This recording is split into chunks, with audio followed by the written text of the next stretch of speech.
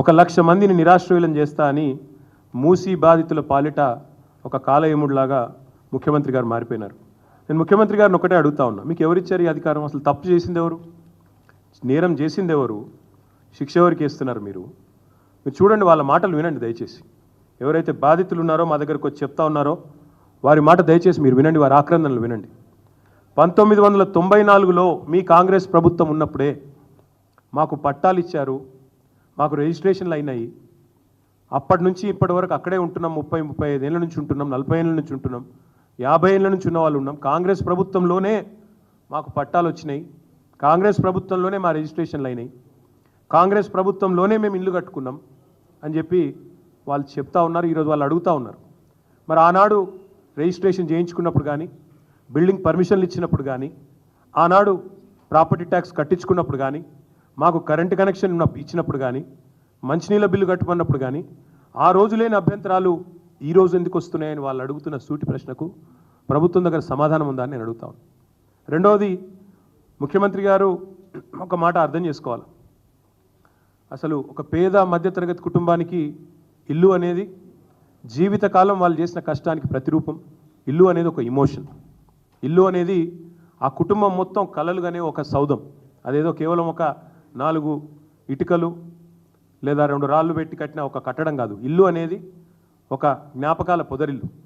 అలాంటి ఇల్లును మీరు నిర్దాక్షిణ్యంగా కూల్చేస్తామంటే ఆ బాధ మీకు తెలియకపోవచ్చు రేవంత్ రెడ్డి గారు, మాకు తెలుసు.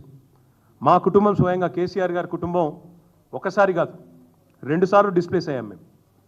మా నాయనమ్మ ఊరు పోసాన్పల్లె అని అప్పర్ మానేరు డ్యాంలో 1940లో మునిగిపోతే అక్కడి నుంచి తట్టాబుట్టా తీసుకొని మేమంతా చింతమడకకు వచ్చింది మా కుటుంబం.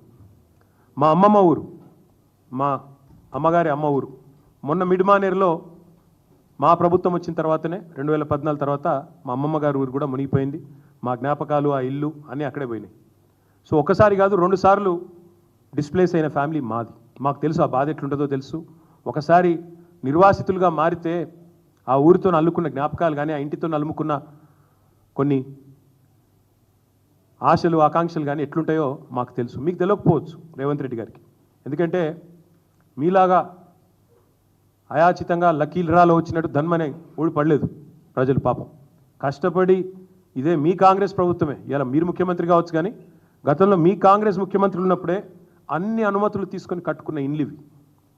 20, 30, 40 ఏళ్ళ కష్టంతో, రెక్కల కష్టంతో కట్టుకున్న ఇండ్లు. పట్టాలు ఉన్నాయి, రిజిస్ట్రేషన్లు ఉన్నాయి, ఇంటి నెంబర్లు ఉన్నాయి, కరెంటు బిల్లులు ఉన్నాయి, నల్లా బిల్లులు ఉన్నాయి. అన్ని అంటే చట్టరీత్యా అన్ని రకాలుగా న్యాయమైన పూర్తి స్థాయిలో ప్రభుత్వం గుర్తించిన ఇండ్లు. కానీ దాని మీద ప్రచారం ఎట్లా చేస్తున్నారండి? ఇవాళ నేను చూస్తూ ఉంటే సోషల్ మీడియాలో కాంగ్రెస్ వాళ్ళు ఆ కనుగోలు గారు ఏదో కొత్త టీం పెట్టిండట, 500 మందిని పెట్టి ప్రచారం ఎట్లాంటి వీళ్ళంతా ఆక్రమణదారులు, వీళ్ళందరూ కూడా FTLలో కట్టిండ్రు, బఫర్ జోన్లో కట్టిండ్రు. అంటే మరి ఇన్ని రోజులు గుడ్డి గుర్రాల పనులతో మీరు మీ ప్రభుత్వాలు, గతంలో కాంగ్రెస్ ప్రభుత్వాలు 50 ఏళ్ళ మీ నిర్వాహకమే కదా ఇవాళ వాళ్ళందరూ ఇంత అవస్థలు పడ్డానికి కారణం.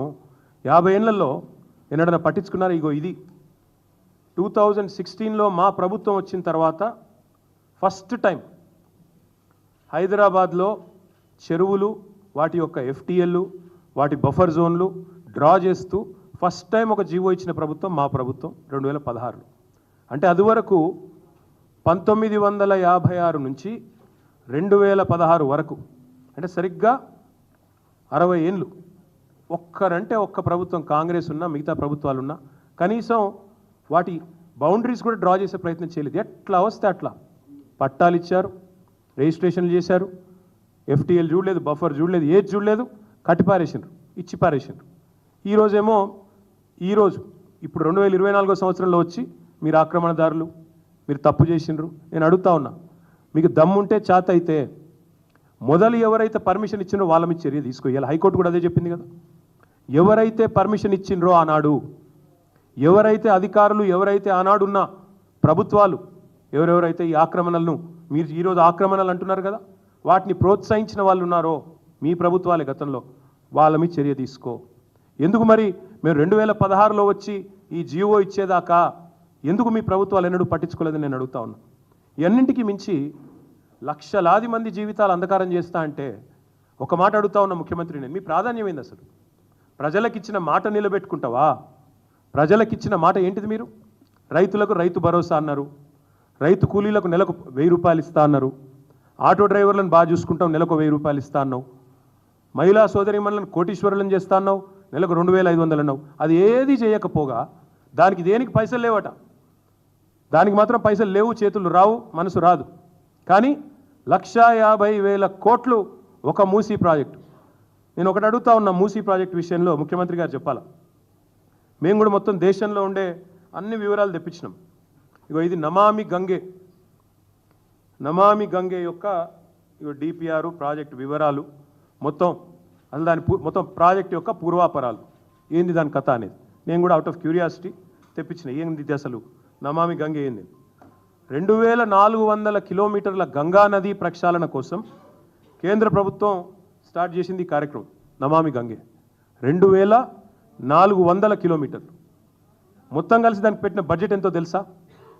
40,000 కోట్లు. 2400 కిలోమీటర్ల గంగా నది కోసమేమో 40,000 కోట్లు.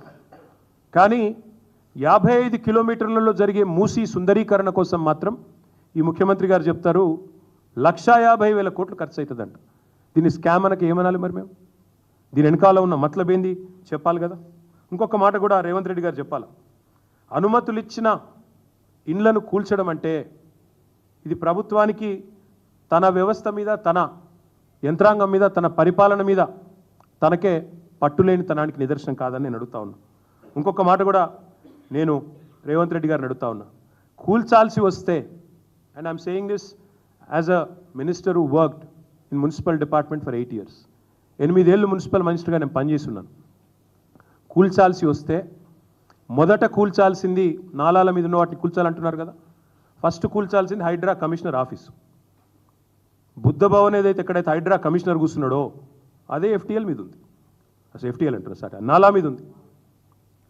హుసేన్ సాగర్ పక్కనే ఉండే నాలా మీద బుద్ధ భవన్, దానిలోనే ఎలక్షన్ కమిషనర్ ఉంటాడు, యువతల దిక్కొస్తే హైడ్రా కమిషనర్ ఉంటాడు, అలానే విమెన్స్ కమిషన్ ఉంది.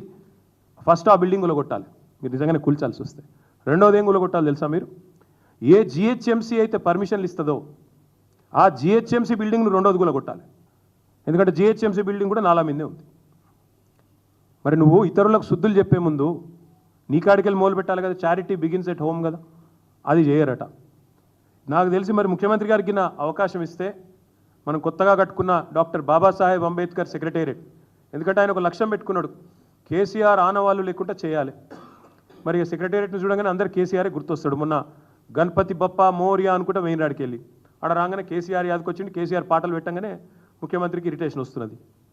మరి ఆయనతో సంధిస్తే అది కూడా FTL అని ఆయన సెక్రటేరియట్ని కూడా గొలగొడతాడమని నా డౌట్. నేను అడుగుతా ఉన్నా ముఖ్యమంత్రిని, ఇట్లా మూసీ బాధితులు ఆక్రందనలు చేస్తుంటే, మూసీ బాధితులు ఇబ్బంది పడుతుంటే, నిన్న మొన్నటిదాకా డైలాగులు కొట్టిన మీ అధినాయకులు ఎక్కడ? మీ రాహుల్ గాంధీ ఏడి? మీ ప్రియాంక గాంధీ ఏడి? ఇదివరకు వచ్చి